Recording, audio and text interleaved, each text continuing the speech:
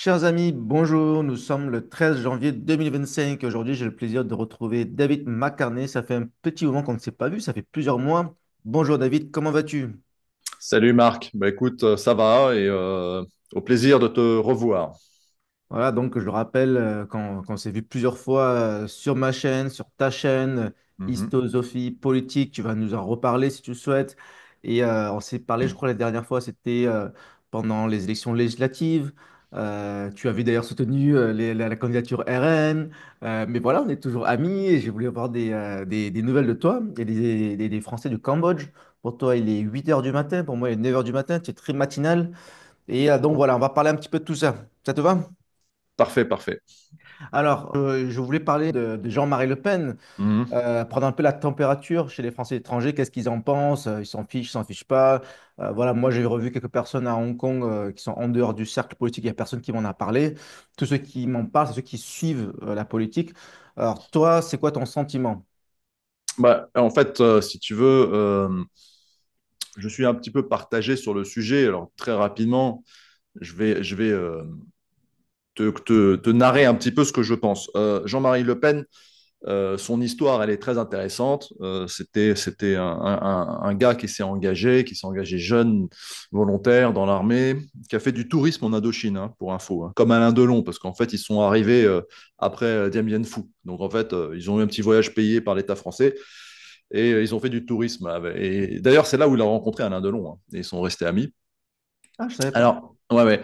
Personnage intéressant. Ensuite, il est devenu député très jeune. Il a soutenu le mouvement poujadiste. Le mouvement poujadiste, c'est intéressant parce que c'était le soutien aux petits commerçants, si tu veux, aux artisans, petits commerçants dans les années 70.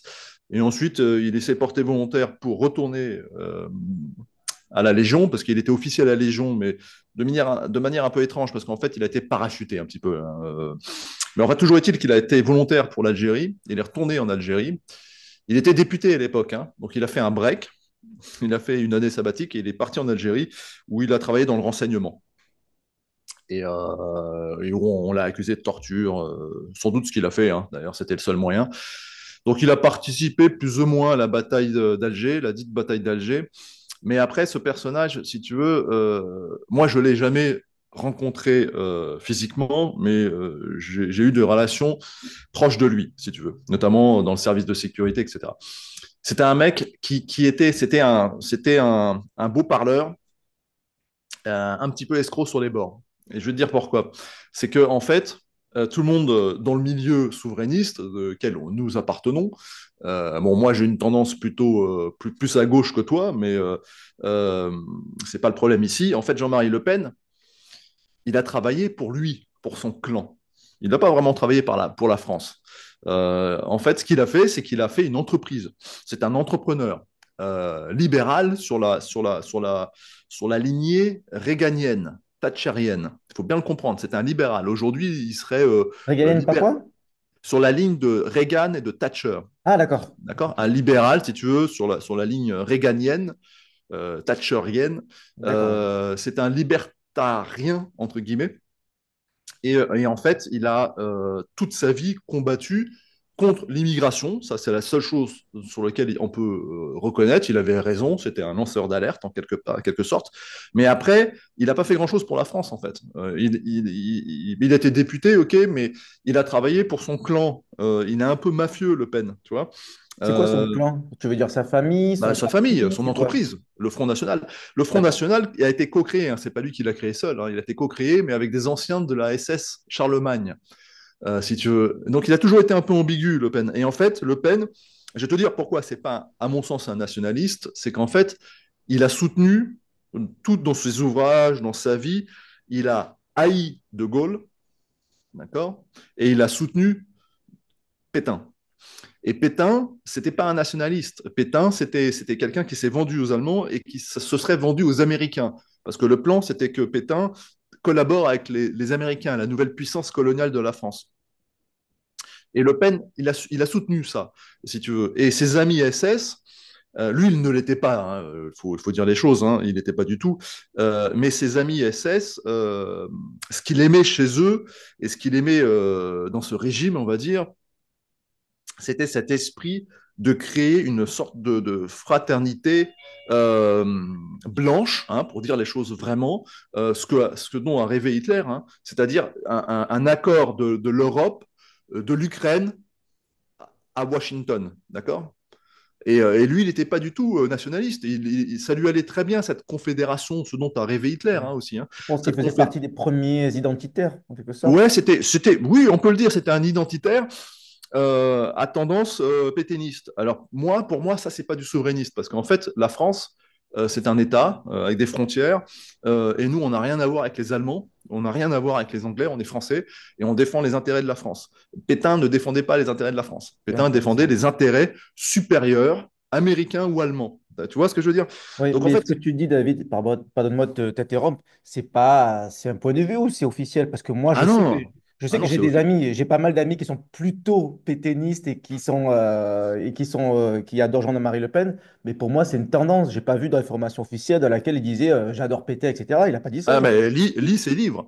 Ah bon? Ah bon, Ah oui, oui, oui. En fait, si tu faut que je veux, mette à la page. il haïssait De Gaulle pour des raisons liées à ça. C'était en fait, pour lui, De Gaulle aurait trahi la France, tu sais que l'Algérie. Bon, Mais haïssé, c'est un grand mot quand même. Il n'était pas grand fan. euh, ouais, enfin, oui, non, je Est-ce qu'on pense peut que dire si qu'il tu veux, haïssait? il aimait pas De Gaulle. Hein, il aimait D'accord. pas De Gaulle. Bon, voilà Mais un il petit peu. préférait péter Après, à De Gaulle. Ok. ouais, après, si tu veux, ce qu'il faut comprendre, c'est que Pétain a vendu la France à l'Allemagne et après, elle l'aurait vendu aux Américains, si tu veux. Donc, pour des intérêts supérieurs qui sont identitaires, on va dire, dans leur politique, dans leur vision du monde. Mais moi, c'est pas ma vision, tu vois, c'est pas ma vision. Moi, je suis un D'accord. nationaliste Ouais. et je suis pour que je soutiens la France. Je soutiens pas l'Allemagne ou les États-Unis, tu vois. Donc ça, il faut bien le comprendre parce que beaucoup de gens se trompent là-dessus. Et quand je dis qu'il a travaillé pour son clan, il a fait une entreprise. C'est un entrepreneur, hein, Le Pen. Hein. Il a fait des maisons d'édition, il avait pas mal de boîtes à droite et à gauche. Et après, par contre, le personnage est intéressant. Moi, j'aurais, si tu veux, pour terminer sur Le Pen, j'aurais plus de plaisir à passer, à avoir passé un dîner avec lui, parce que c'était un gaillard, un poète qui récitait de la poésie par cœur, qui chantait des chansons un peu paillardes. C'était un bon vivant, tu vois. Donc j'aurais eu plus de plaisir personnellement à passer une soirée avec lui qu'avec De Gaulle. Hein. De Gaulle, c'était pas un mec D'accord. sympa. Oui, Hein. oui, c'est vrai, logique. C'était pas un mec sympa, mais il avait une stature. Tu comprends? Quand tu vois Le Pen qui traite le petit rouquin, je vais t'attraper toi, je vais te Oui, péter bon, la ça, gueule. j'adore. Bon, bah, c'est un mec sympa, tu vois, mais il n'a pas une carrière politique, Le Pen. Il est charismatique. Oui, oui, Il a l'air mais bon, sympathique, charismatique, mais un peu faire vivre à mafieux, rencontrer. tu vois, un peu mafieux. Tu vois, un peu chef mafieux. C'est-à-dire, toi, je vais te casser la gueule, il menaçait les gens. Voilà, il y a cet esprit-là. Mais ça, c'est le côté libertarien, si tu veux. Quand tu es libertarien, forcément, tu dérives vers la mafia, d'accord? Parce qu'en fait, tu travailles pour toi, tu travailles pour ton clan, ce que je peux comprendre. Hein. Et le chèque à bois au bon moment, là. Et c'est parce il y a des vendeurs dans la rue. Mais voilà, tu travailles pour ton On rappelle la clan, photo de mais Paul tu la travailles policière. pas. Ouais, tu travailles pour ton clan, mais tu travailles pas forcément pour l'État français. Voilà. Mais après, c'était un sacré personnage. Et après, pour conclure, si tu veux, pourquoi tant de gens là commencent à tant le haïr ou tant l'aduler, alors que pour moi, c'est un peu indifférent, hein, pour être honnête. Hein. C'est parce qu'en fait, on est dans une époque où tellement médiocre si tu veux, c'est que Le Pen paraît comme une figure incroyable, tu vois. C'est un mec à l'ancienne. Hmm. Si tu compares les hommes politiques d'aujourd'hui, de Bayrou à C'est plus le même Macron, calibre. enfin, Le Pen, il te récitait de la poésie à table, il chantait, enfin, il avait une culture générale importante. Voilà, quoi, tu vois, c'était quand même. Effectivement, alors, donc, du coup, il y a des gens qui disent ah, merveille ou haine totale. Moi, je suis plutôt indifférent, tu vois. Je suis plutôt indifférent parce que c'est pas, il a rien fait pour la France. Il a eu une vie personnelle intéressante aventurière hein, même. Hein. Il a fait l'Indochine, il a fait l'Algérie, il a été officier à la Légion, il a été député extrêmement jeune, hein, extrêmement jeune. Hein. Il y a 27 ans. Ouais. Il est pupille de la nation, mais c'est un bourgeois après. Hein. Il vient pas d'un milieu pauvre. Hein. Son père, il était patron de bateau. Hein. C'est pas rien, c'est chef d'entreprise. Hein. Un bateau de pêche, hein. Il était patron, hein. Ça lui appartenait. Hein. Donc c'est pas un pauvre, hein. C'est un bourgeois, petite Ah bourgeoisie, non, je n'avais pas et, noté ça. Je et crois qui, qu'il était et qui commis a en Bretagne. et qui a défendu la petite bourgeoisie toute sa vie. C'est pas l'ami des ouvriers, Le Pen, toi. Et Marine Le Ça, Pen, au ça non plus, contraire, hein. elle est plus l'amie des ouvriers, tu penses? Oui, alors maintenant, si La tu veux, transition, pour parler plus généralement. pour venir aujourd'hui, le Front National, enfin le RN d'aujourd'hui, euh, est devenu plus gaulliste. D'accord. Le Pen père, il était vraiment sur la ligne de Reagan. C'était vraiment un libertarien, hein. Il était pour défendre effectivement la classe bourgeoise moyenne, commerçant, bah, poujadiste, quoi. Là. Mais il n'était pas du tout. Les ouvriers votaient pas pour Le Pen, tu vois. C'était pas. Bah, Le Pen, c'était un petit peu le Zemmour d'aujourd'hui. Ouais, mais avec un côté identitaire plus fort et plus ambigu et quand même un petit peu antisémite, hein. Il faut dire les choses, hein, telles qu'elles sont.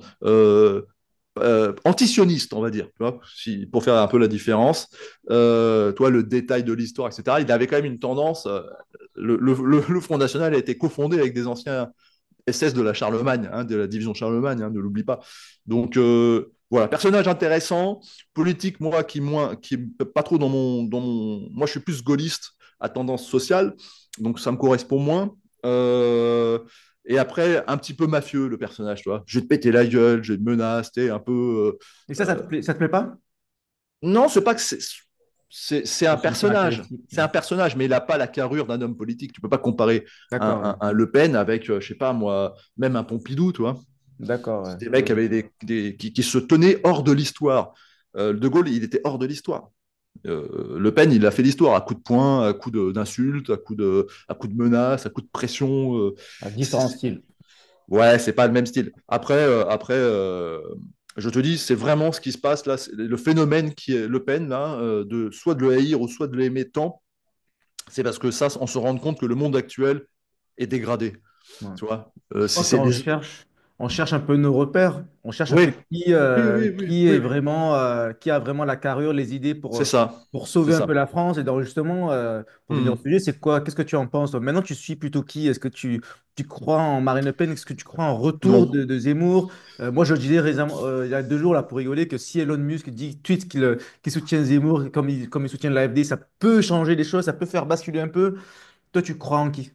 Ben, je vais te dire que là, pour l'instant, plus en grand-chose. Euh, Bardella, il est complètement. Enfin, j'ai jamais aimé Bardella, hein, j'ai toujours dit, hein. J'ai soutenu le RN parce que c'était un mouvement qui était le plus puissant et Le qu'il couteau fallait suisse. s'unir. Mais Bardella. Alors, du coup, si tu compares Bardella avec Jean-Marie Le Pen, là, enfin, je veux dire, Bardella, il faut qu'il fasse son coming out, d'accord, parce que c'est un gay, bah, qu'il le dise, qu'il s'assume physiquement et intellectuellement. Pourquoi Mais il tu est dis que c'est trop un occupé. gay? Quelles informations tu as Ah dans ben ton position? ça se voit à 1000 lieues, d'accord. Non, mais c'est indiscutable, d'accord. Bah, c'est Peut-être quoi? qu'il C'est le le. regard, c'est le Ah sourire, non, c'est c'est c'est l'attitude quoi? physique. Tu sais, quand tu le vois avant ses débats, tu vois. En fait, quand il fait un débat, il change physiquement, toi. Il se prend une stature un peu plus masculine. Mais quand tu le vois dans la vie, tu le vois dans la vie avant le débat, après, etc., il se relâche. Et non, non, mais moi, ça me dérange pas, hein.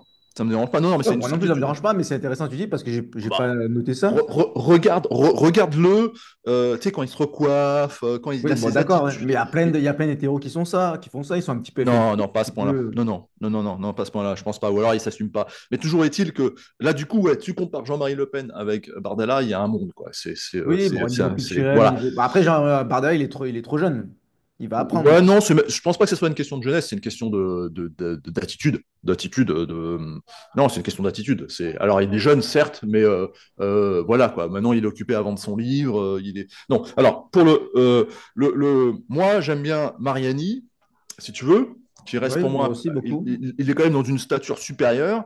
Euh, Mais c'est pas la même catégorie, quoi. Il est pas, pour l'instant, il est pas assez connu, il est pas assez présidentiable. ben ouais, mais Mais il bon, pourrait, ouais. voilà. Si j'avais une baguette Moi, magique, ouais.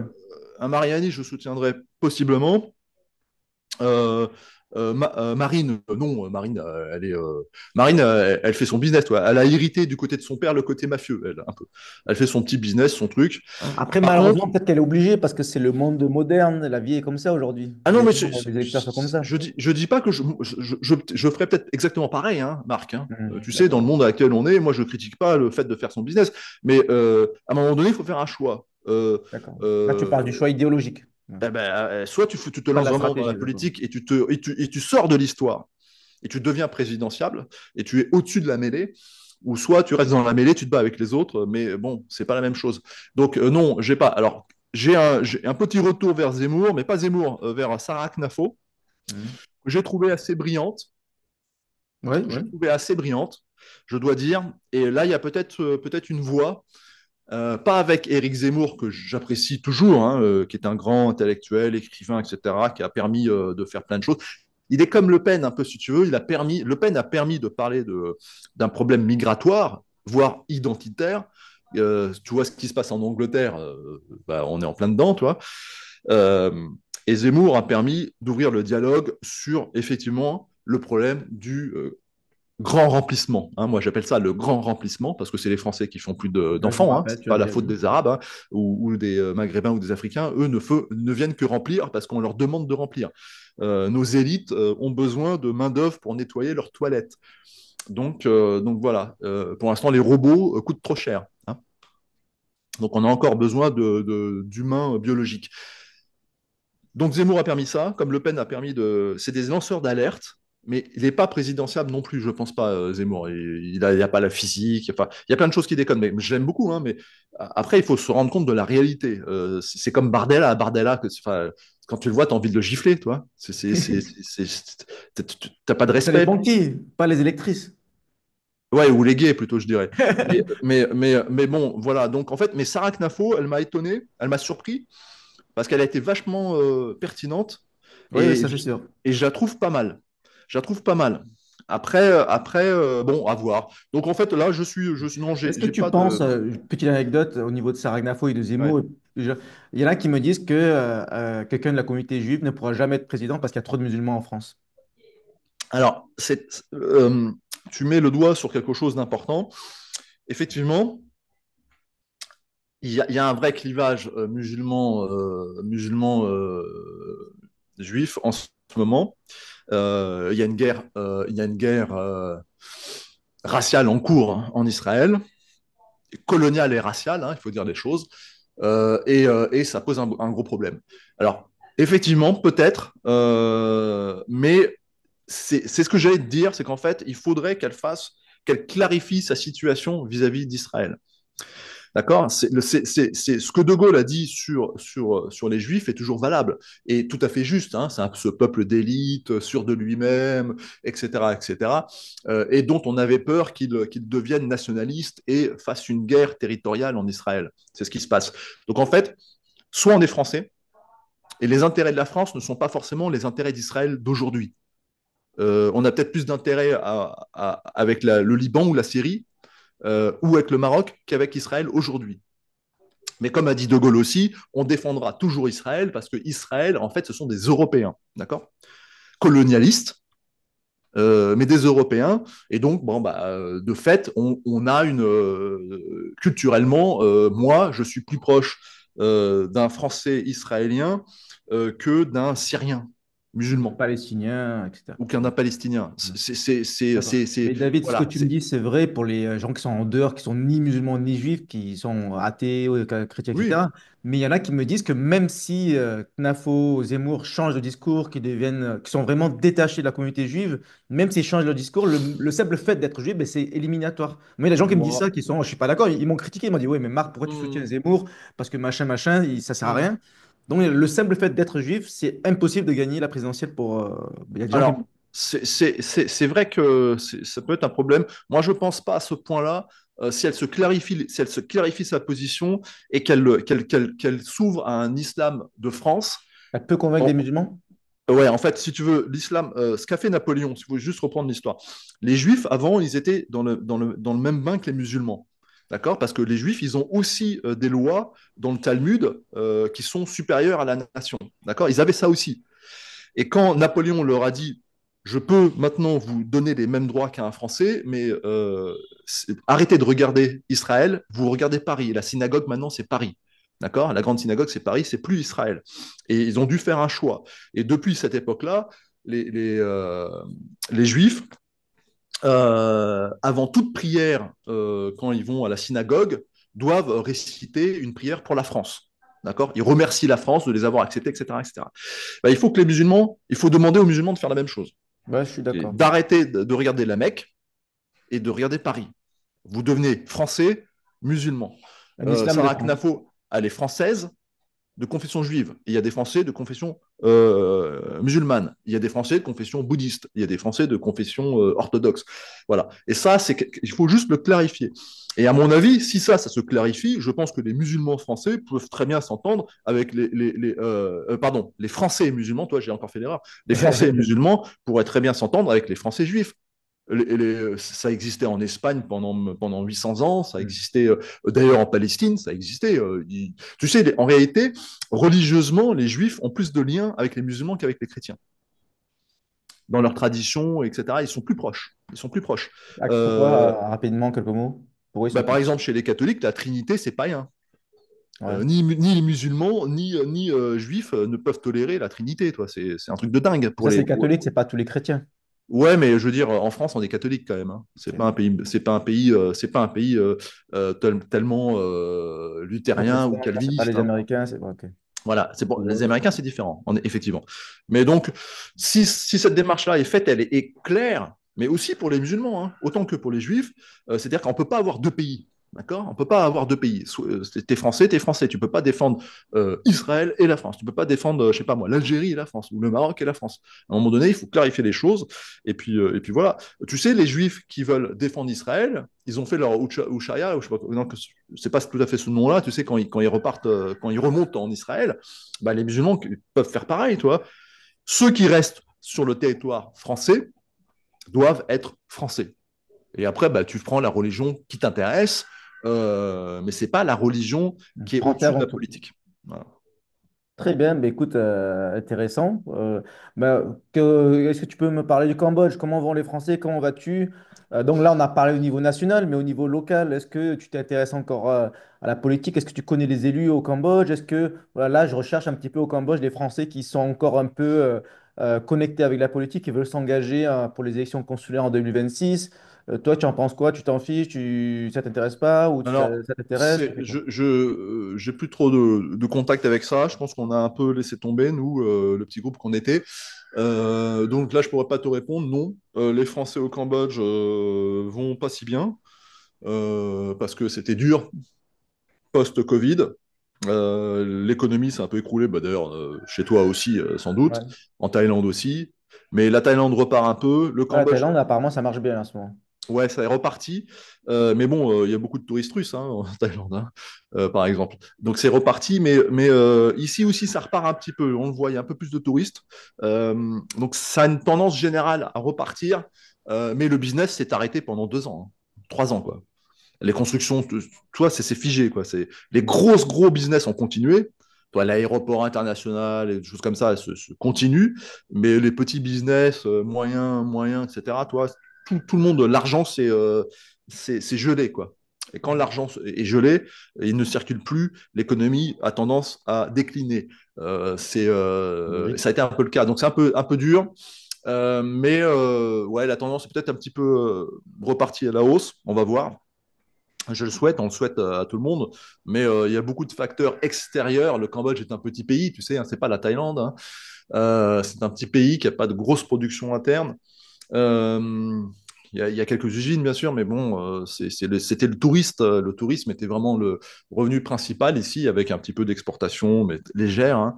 Donc c'était assez dur. Et je pense que les Français s'en sont pris pas mal dans la gueule, parce que les Français travaillent essentiellement au Cambodge dans l'hôtellerie. Et l'hôtellerie s'est cassé la gueule, quoi. Hein. Il y a eu beaucoup de dommages. Donc voilà. Après, politiquement, non, on n'est plus trop impliqué, moi non plus. Donc là, à vrai dire, je sais pas. Et même moi, personnellement, aujourd'hui, je pense que c'est beaucoup de gens sont comme ça. Je ne sais pas pour qui je vais voter. Tu vois?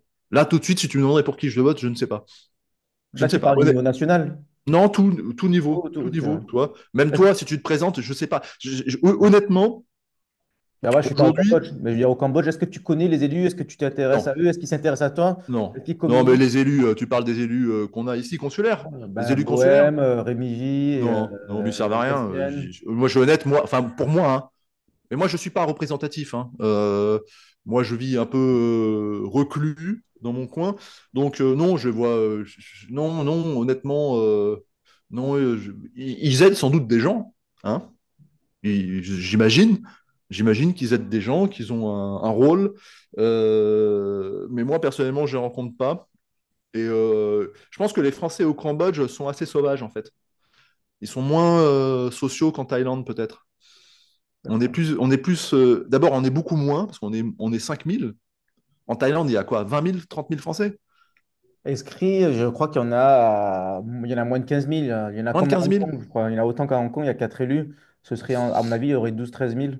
12 000, 13 000? Et à Hong Kong aussi, pareil, 12 000, 13 000? En Hong Kong, il y avait 14 000. Maintenant, on est descendu à 10 000, mais on est en train de remonter. Donc, Ouais. en Ouais. Thaïlande et Hong Kong, on est entre 10 000 et 15 000. Ouais. Bah, tu vois, Après, dans la réalité, c'est peut-être le double. ouais, je pense. Et au Vietnam, j'imagine que ça doit être aussi assez important. Et en fait, tu vois, le Cambodge, bah, il n'y a pas beaucoup de Français, en fait, hein. Enfin, inscrits, en plus, peut-être un peu plus, mais il n'y en a pas beaucoup. Et en fait, on est pas mal, on n'est pas très, il n'y a pas un vrai réseau d'entraide française ici, parce qu'en fait, on est tous un peu éclatés, dispersés, et comme on est peu nombreux, on se démerde, quoi, tu vois, on se démerde tous. Il n'y a pas, bon, il y a la chambre de commerce, il y a des choses, hein, bien sûr, mais j'ai pas, non. Les élus, franchement, non. Moi, je les côtoie pas, mais je suis pas forcément là. Ça pourrait changer ou pas? Est-ce que toi, tu as envie que ça change ou c'est bien comme ça? Ben, tout peut changer, bien sûr, Marc, mais après, si tu veux, d'ailleurs, c'est la discussion que j'ai eue avec le représentant du RN, Brochet, c'était en fait, il n'y a rien de concret pour aider les Français à l'étranger. Je parle du Cambodge, peut-être qu'ailleurs c'est différent. Euh, il n'y a pas de. Par exemple, je vais donner un exemple tout bête, tu vois. Il n'y a pas de business angel. Il y a pas de business angel, c'est-à-dire de groupement de gens qui peuvent investir un peu d'argent à droite à gauche dans des entreprises, dans des trucs. Ça, j'ai jamais vu ça au Cambodge. Tu te démerdes tout seul.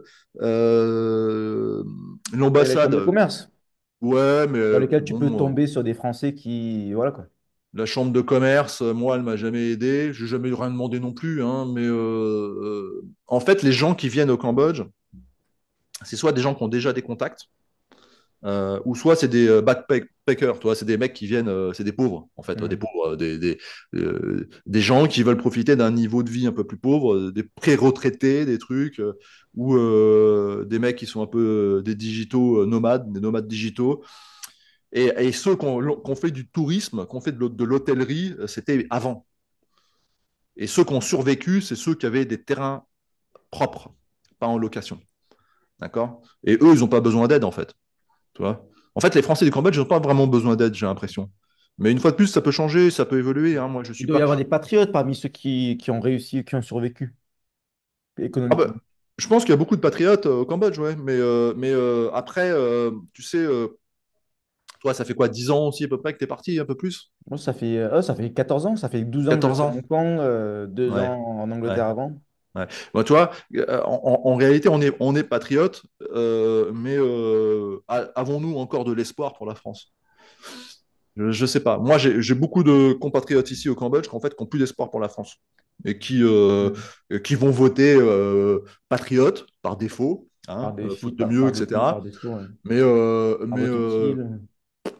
j'en connais aucun qui a le désir de retourner en France, par exemple. Hmm.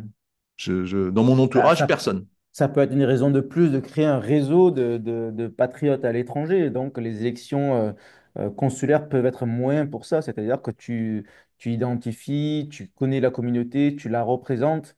Et donc, ce serait bien qu'en 2026, voilà, je le vois comme ça, un des trois élus, maintenant tu as trois élus que tu dis que, voilà, que tu les fréquentes pas. S'il y a un des trois élus qui représente des souverainistes, des patriotes, des gens qui sont bien, qui peut communiquer des informations, qui peut relayer des problématiques, des préoccupations, ça peut être intéressant. Non, tu as raison, mais je dis pas le contraire. Une fois de plus, je reconnais ton engagement, je reconnais ton travail. C'est juste que là, moi, tout de suite, aujourd'hui, là, je vois pas à quoi ça pourrait me servir. Au-delà de, si j'ai un problème, je me débrouille tout seul. Mm. Administratif, je me débrouille tout seul.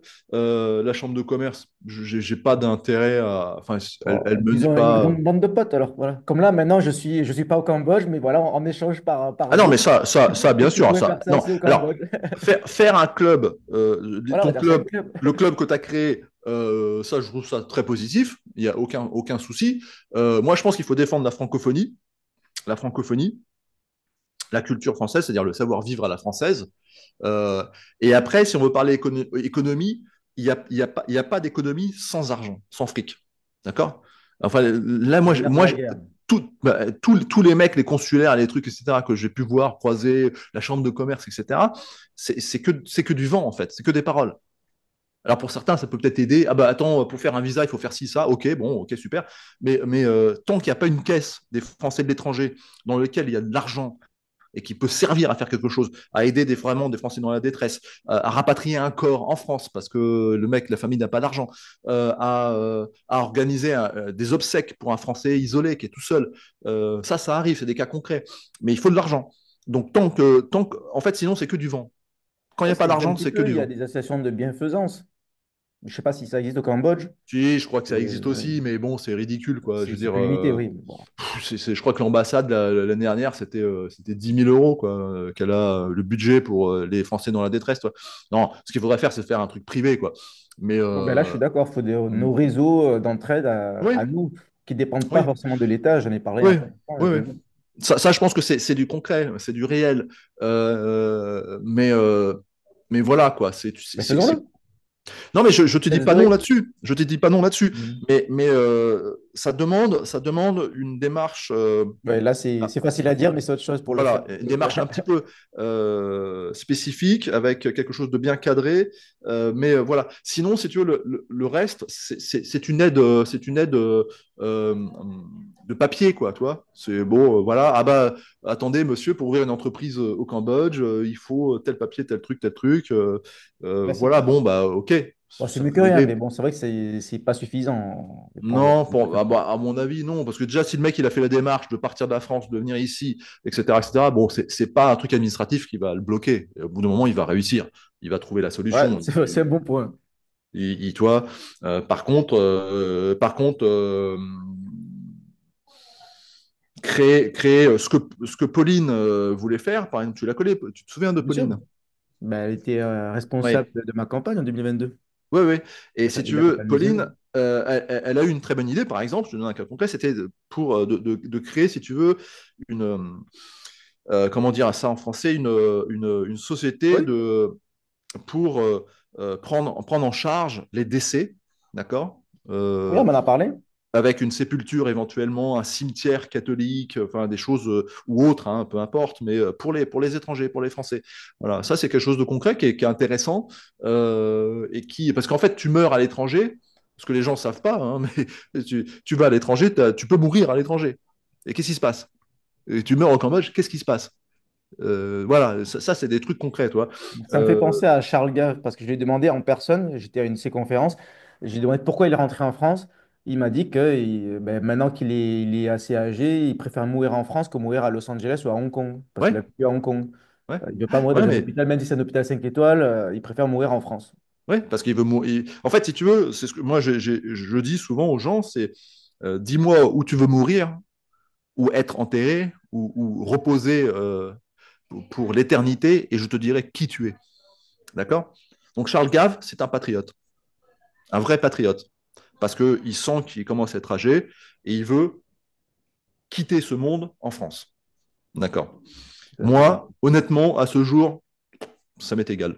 Tu vois, j'ai pas cet aspect-là. Mais après, moi, j'ai moins d'attachement que lui en France. Hein. J'ai pas de famille en France. Hein. Hmm. Mais bon, j'irai pas mourir en Écosse ou en Suède. Et ça, c'est intéressant, notamment avec les jeunes, les soi-disant Algériens, franco-algériens, qui se disent patriotes algériens et qui crachent sur la France, bah, qu'ils aillent mourir en Algérie. Hein. Donc autant partir tout de suite. Tu vois, parce qu'ils vont mourir dans un pays qu'ils haïssent. C'est pas bon qu'ils aillent mourir en Algérie. Donc autant On se a vu préparer tout de suite. Tu intéressant. vois. Voilà. Donc en fait, moi j'aime le Cambodge, donc ça me gênerait pas de mourir au Cambodge et d'être brûlé par des moines bouddhistes, etc.